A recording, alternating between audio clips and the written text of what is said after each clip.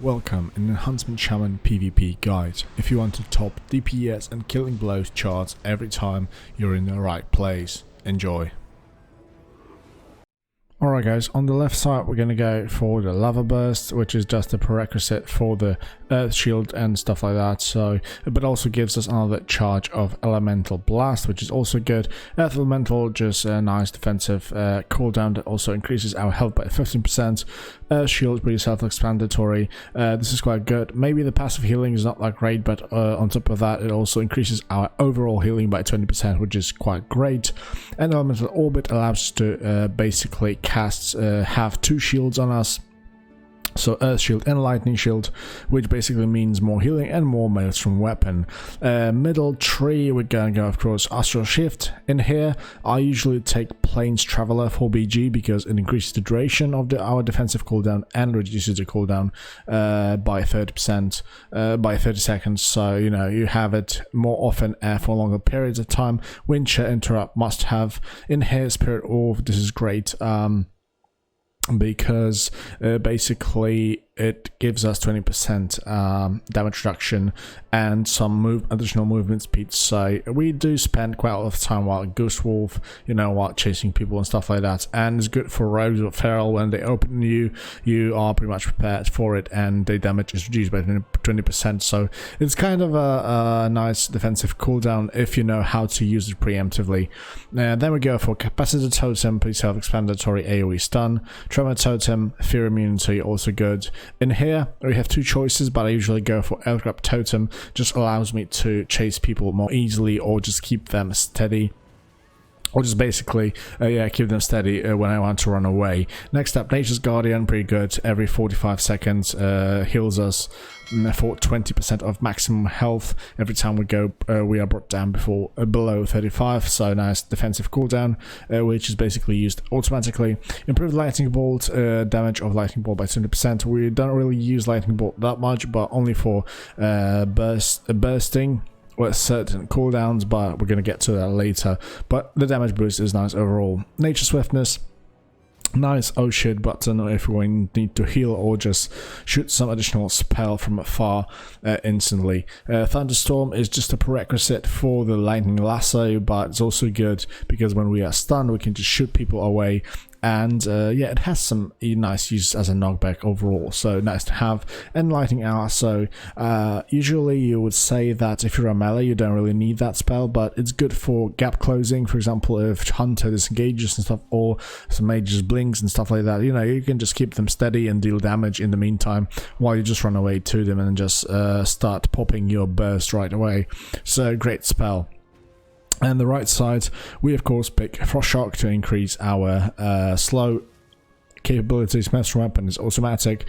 Focused insight, pretty important spell because guys, casting flame shock reduces the mana cost, which is not pretty much that important, but the next part, and increases the healing effectiveness by 30%. So next heal, so basically this allows us to get that big instant heals with Maelstrom weapon stacked to 10, so pretty important spell. And we have to cast flame shock whenever we can basically. Next up I take Greater Purge, which basically has a cooldown but allows me to take off 2 spells beneficial magic effects at once, so you know, less button spam. Let's say Flurry, it's, you know, pure DPS boost. Nature's Fury, increases the critical chance of your nature spells, so healing and lightning bolt, which is quite good. Winds of Alakir improves the movement speed of Ghost Wolf, and we have, when we have 3 totems, our movement speed is increased, so just a nice mobility boost. And in the end we get Spirit Walk, which removes all movement impairing effects on our freedom spell and increases our movement by 60%. Great. Surging Shields, amazing talent, increases the damage dealt by lightning shield, which is not that important, but increases the trigger chance to 50 by additional 50%, which basically means that lightning shield, every time we get hit, we 100% get Maelstrom weapon, which is of course very important for us, so we want that as much as possible. And of course increases the healing done by earth shield, so nice passive as well. And at the end we take Totemic Recall, which is nice because it resets the cooldown of our last recently used totem. So we can use, for example, grounding totem 2 times in a row, or we can earth grab totem somebody 2 times in a row, you know, fire elemental, stuff like that. So not fire elemental, I don't really think so. Fire elemental is just for the early shamans, so sorry for that. All right, now for the enhancement tree, Storm Strike, of course. Then on the left side we go all the way down with Wind Fury weapon here and Lava Lash in here. Then we go for Forceful Winds, which increases the damage of Wind Fury. All that stuff is important to get. Unruly Winds, all that stuff increases the Wind Fury damage, and we get Doom Winds, which is the offensive cooldown. Basically it increases the damage of Wind Fury by 10% only, but the most important factor in here is that increases the proc chance of Wind Fury by 200%. So I don't know the exact calculation, but we are proccing Wind Fury like crazy, and this Wind Fury is powered by this Forceful Wind talent, which increases its damage, so it crits for quite a lot, honestly.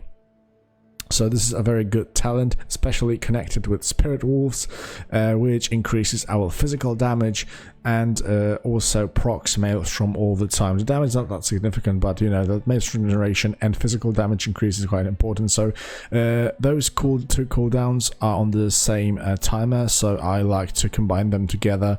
And then Ascendance I use separately, you know, if I cannot jump on my target, or you know, I just want some additional damage and Maelstrom generation. Other than that, we usually just take, of course, improved Maelstrom weapon. Every stack increases 20% of effectiveness of our next heal or damaging ability. So this is why those heals and casts are so powerful. Raging Maelstrom increases by another 5% per stack, and Overflowing Maelstrom basically allows us to stack to 10 Maelstrom stacks, which basically just increases the potency by 50%, yeah, 100% basically, because 2 times, combined it 2 times.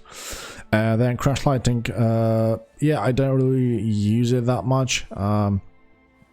Basically mostly because I want to have the Stormblast talent. Stormbringer also causes your next Storm Strike to deal 25% additional damage as nature damage. So this is both like single target. If I want to have some Cleave, I just switch it with a Crash Lightning, but most of the time I just like for run with Stormblast to increase that Maelstrom generation and stuff like that. Elemental Blast, of course, this is our like most hitting ability basically, and we can spam it. We have, thanks to our Lava Burst in the Shaman tree, we have 2 charges of it, which is great. We take Storm Blast, we get Storm's Wrath, which increases the chance of mastery enhancement elements, trigger Wind Fury, and Stormbringer by 150%, so that chance is increased for quite significantly. On the right side, we also take the Hailstorm. Each stack of Maelstrom weapon consumed increases the damage of next Frost Shock and causes your next Frost Shock to hit the one additional target per Maelstrom weapon. Stack consumes up to 5, and consuming at least 2 stacks of Hailstorm generates 1 stack of Maelstrom. Well, basically what it means, every time we basically spend Maelstrom for healing all damage, our Frost Shock damage is increased, and we also get 1 additional Maelstrom, so it increases our Maelstrom generation, and Frost Shock deals pretty decent amount of damage with this. And we want to spend those procs basically on trigger, so as often as we get like 5 stacks or something, everything above, we want to spend it unless you are, you know, setting up for something bigger. Then we get, of course, Ascendance in here, and the right side is basically finished. Then in here we got the Feral Spirits. Elemental Weapons increases all Fire, Frost, and Nature damage by 10%, so nice damage boost. And in here I take Elemental Assault because Storm Strike damage is increased by 20%, and Storm Strike has 100% chance to generate 1 stack of Maelstrom weapons. So, you know, that on-demand Maelstrom increase, especially when procs, you know, the Stormbringer, Stormblast talent, it tends to just increase those Maelstrom weapons. Usually, if you're lucky, when you use 2 Storm Strike, you can have like 5 or 6 stacks of Maelstrom basically instantly, so that's very good to have.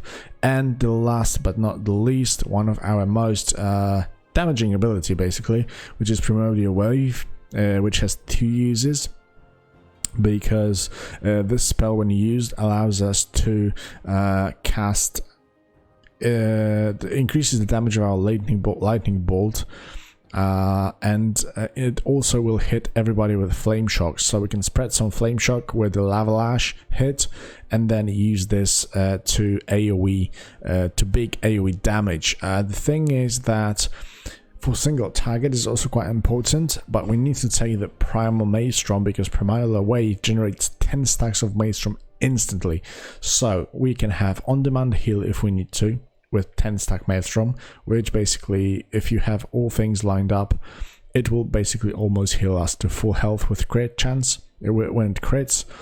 And on the other hand, it's also very nice offensively because the lightning bolt not only hits 2 times because it hits like directly and then it casts another lightning bolt because it has a flame shock on it, so it shoots 2 lightning bolts, of which usually one hits for like 60k and the other one for around 40.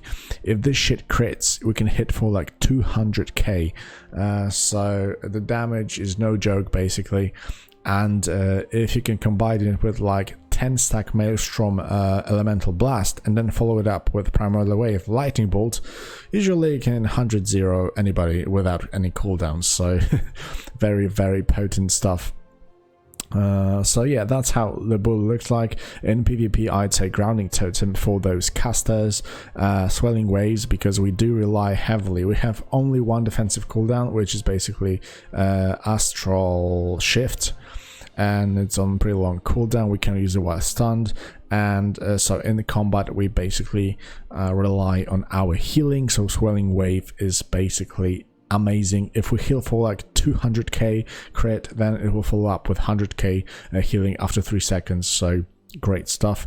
And I like to take Counter-Strike Totem because, you know, nowadays there's plenty of melee classes running around, like warriors, demon hunters, stuff like that. So usually when they jump on you, or when they jump on me, I just pop this totem straight up and then just focus on dealing some damage with Storm Strike and my standard spells, and just Counter-Strike Totem does the rest because it reflects 100% damage they deal to you back to them, with some delay of course, but you can just focus on healing yourself and the Counter-Strike Totem will do the rest. If the Counter-Strike Totem is over and they're still alive, you can just pop your cooldowns and finish them off. Usually this works wonders, but you know, the higher you get with ranking and stuff like that, it's gonna be worse, and the use will be lesser for this talent, but you know, in some casual play this is very good.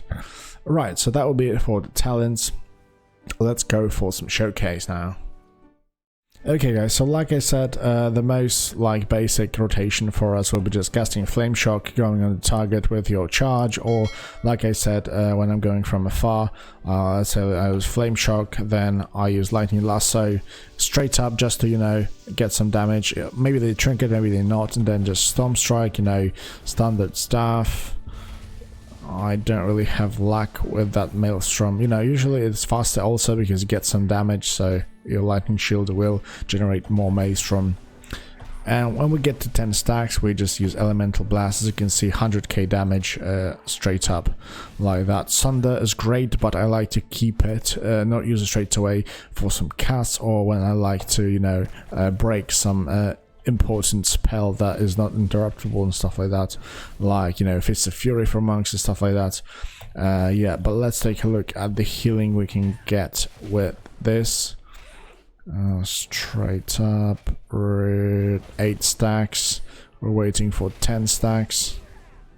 Come on, one more stack, and then we go Flame Shock to have the focused inside 10 stacks. You see, 200k healing, and then followed up by another 100k, which is pretty important and pretty great. And also, this is all on the lower eye level, because when you go into BG, it all goes up into 411, so those numbers are even higher in combat. Sundering, 20k. Yeah, and of course, if you want to burst, I pop my...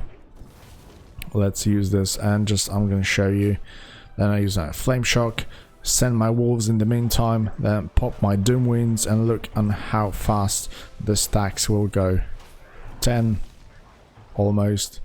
Yeah, and then we go with Ellie Blast, we'll follow it up with Primordial Wealth, Lightning Bolt.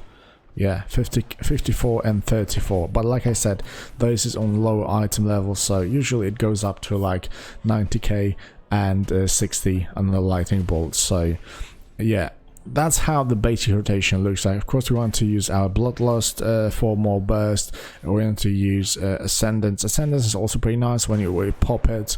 The Maelstrom generation also gets pretty insane, so we just want to use Wind Strike as much as possible, and in the meantime just spend those Maelstrom, or just, you know, simply Frost Shock, or use some other Purge or anything like that. So also nice because it's range, so just helps overall performance of this talent. Yeah, we got also Counter-Strike Totem, nothing really more to talk about. We want to use Capacitor Totem, you know, in those AoE situation, or even in 1v1 when somebody trinkets, you know, just to break some flow of them. And just in case we got Nature Swiftness, I usually use it just to heal, because I don't really take hacks in it, because, you know, in the BGs there's not really much use of it. In arenas it could be useful, but the games usually are so fast that you just don't have time to cast it. So I don't really bother with it, and the Nature Swiftness doesn't reduce the cast time of the hacks, so you know, you have to cast it, hard cast it anyway. And, you know, just simple healing with this is not that big, but can save you, you know, in those tight situations if you have nothing else to do. Or just, you know, shoot out some quick lightning bolt or Ellie Blast. Always just make sure. Oh yeah, I was showing this with Flametongue Totem. That's why the Doom Winds were not that deadly. Sorry for that. Let's take a look again. Spirit Wolves and Doom Winds. Let's see how it goes now. It's definitely faster, but not really that great. But yeah, 10 stacks with almost like 2 Storm Strike. So pretty good anyway. Alright. As you can see, Hailstorm Talent deals up to 150, which basically means 15k, just like that. Storm Strike is 15k, so, you know, just an additional one spell to follow up your burst after you spend some Maelstrom weapon. Other than that, you know, Grounding Totem for casters, Astral Shift, like I said, our only defensive cooldown, which is pretty bad. I would love to have something like Shamanic Rage. It was only like 30% damage reduction, but we could use it while stunned, so that would be a lifesaver, honestly. Yeah, so but we, like I said, we got pretty much plenty of for casters. We're not that bad because we got plenty of interruptions, and yeah, we can just, for example, you know, go for the caster. He wants to cast, you use your wind share, then you see some big damage rolling, which is uninterruptible. You just pop your grounding totem. It will last for like a couple of seconds. It's gonna disappear, then we reset it and we put it back again, and another couple of seconds free. Then we can drop Capacitor Totem if they cast. If we get on them, we can break them with Sundering. We got another Windshare up. We got our Lightning Lasso. So we've got plenty of stuff that can basically disrupt casters. So this is pretty good. And against melee, you just have to rely heavily on Counter-Strike Totem and your healing, basically. So, you know, Ellie Blast does deal a lot of damage, but I tend to sometimes hold a little bit, especially when I, you know, take a look at the offensive cooldowns to just heal up. The worst things are against, like, you know, things like Arms Warrior, Awesome, and Holy Decays, when they pretty much negate like half of your healing. So those fights are really tight, but then, you know, you still have to heal through it, and sometimes it's just better to go offensive. But you probably seen some footage in the beginning of the video how things can go well, but usually I would say that survivability with that healing is not that bad, especially that the stamina has been increased, so we got like more counterplay thanks to that healing. So it's not as bad. It's not like they can 100 to 0 you in just a couple of seconds, so it got better. But anyway, okay, thank you guys. If you're still unsure which class to play, be sure to check out this video that's on the screen. Cheers.